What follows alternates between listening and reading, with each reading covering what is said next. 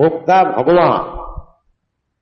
तो भगवान को नकल करके जब हम लोग भोक्ता होने को चाहता हूं, तभी हम लोग को ये भौतिक जगत में आने पर कृष्णा भूलिया जीव भोग वांछा कर।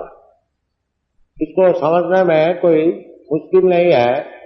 जैसा कोई नौकर है, बहुत धनी मालिक का पास नौकरी कर रहा है, ताकि वो कोई ऐसा समझता है कि देखो जी, ये तो मालिक बन के है, मैं नौकर हूं, अगर हमको ऐसा पैसा मिल जाता तो मैं मालिक होता है। स्वाभाविक जीव का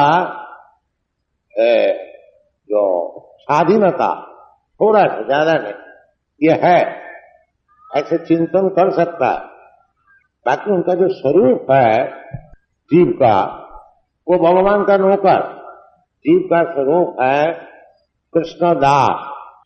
बाकी वो कृष्ण दास जब नहीं करने को चाहते हैं, जब मैं कृष्ण का दास क्यों होगा, मैं खुद ही कृष्ण बन जाऊंगा। इधर भी चलता है ऐसा, जो रमांग दुष्कृत नाम मूढ़ा प्रबुद्धंते नारायण। जो लोग सब समय पाप कार्य में लिप्त है, दुष्कृति न। कृति का अर्थ होता है जिसको दिमाग बहुत अच्छा है। बाकी दिमाग अच्छा होने से काम नहीं चलता, दिमाग को अच्छा काम में लगाना चाहिए। ताकि ऐसे बहुत से बड़े बड़े चोर है, बदमाश है, स्मगलर्स है, उनको दिमाग तो बहुत अच्छा ही है, मानना चाहिए। बाकी खराब काम में लगा। दिमाग को आप जैसा काम में लगाइए तो लग जाएगा। प्रकृति आपको सब सुविधाएं दे देंगे। आप अगर चोर होने को चाहते हैं तो प्रकृति आपका ऐसे दिमाग दे खूब अच्छी तरह से खूब भारी चोर हो। और अगर भक्त होने को चाहते हैं तो प्रकृति आपको ऐसे दिमाग देने खूब बड़े से बड़े भक्त भी हो सकते हैं। ये आपका हाथ में।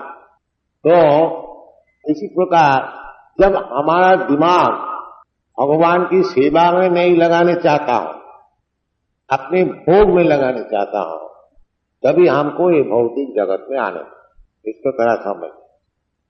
अगर कोई पूछे भौतिक जगत में क्यों हम लोग आए हैं, और इधर का भौतिक जगत का जो दुख है, ये दुख है, इधर सब समय हमको परिश्रम करना ही पड़ेगा।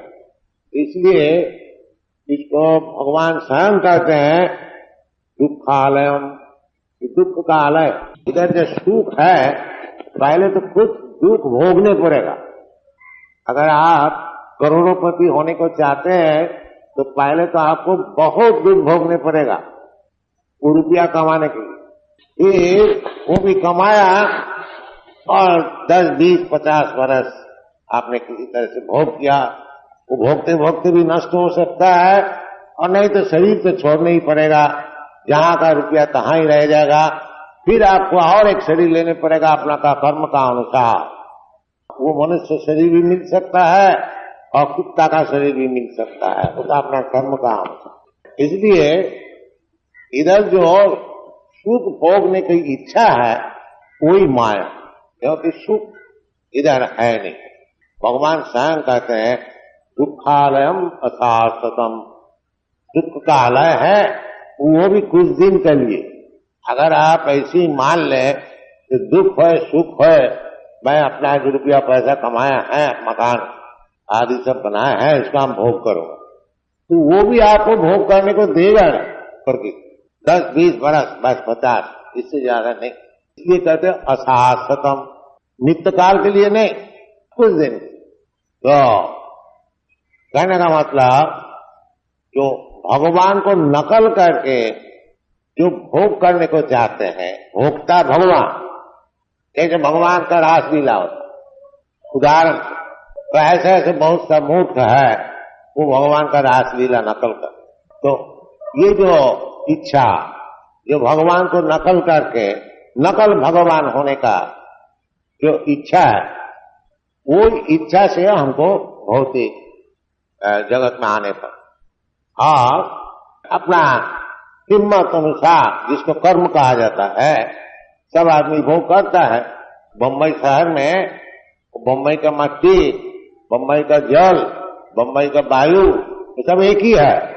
बाकी कोई करोड़पति हो जाता है और कोई रहने का भी ठिकाना नहीं है, वो समुद्र का किनारे में जाके उधर थोड़ा सा पानी में स्नान करते हैं, कपड़ा उधर ही धोते हैं, उसे जगह ही नहीं। जगह तो एक ही है मुंबई, बाकी आपका कर्म का अनुसार कोई खूब भोग कर रहे हैं, कोई कम भोग कर रहे हैं, ये दुनिया ऐसी। तो असल में जो कोई इधर आए हैं इस दुनिया में, ब्रह्मा से शुरू करके और वो जो मल का कीट होता है वहां तक आप ब्रह्मा सब अपना अपना कर्म का अनुसार इधर भोग कर रहे हैं। अब भोग क्या कर रहे हैं कि ये जो भौतिक चीज है, मट्टी है, जल है, पानी है, अग्नि है, वायु है, मन है, बुद्धि है, अहंकार है, ये 8 चीज, सुख और जल। तो सुख, मन, बुद्धि, अहंकार ये सूक्ष्म है और मट्टी, जल, अग्नि, वायु ये सब स्थूल है।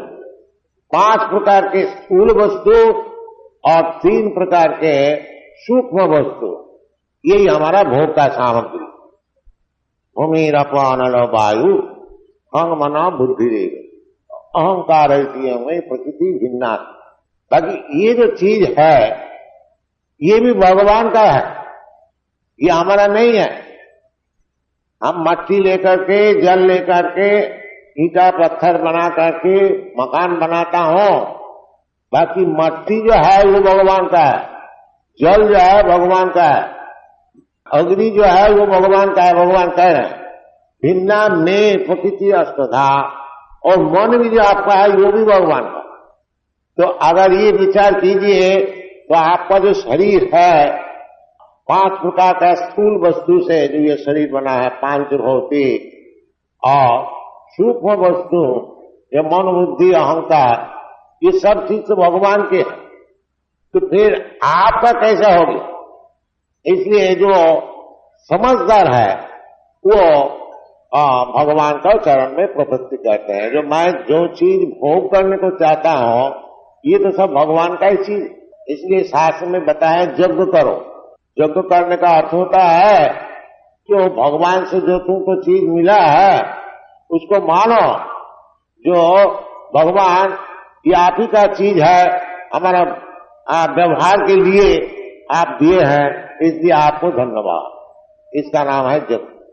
और शास्त्र में इसीलिए यज्ञ का विधि है।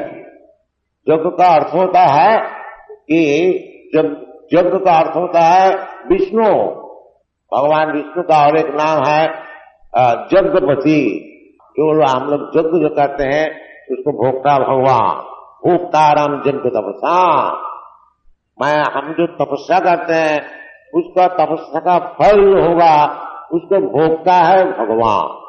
हम लोग जो रुपया पैसा कमाते हैं अनेक तपस्या करके, अनेक तकलीफ करके, और वास्तविक उसको भोगता भगवान।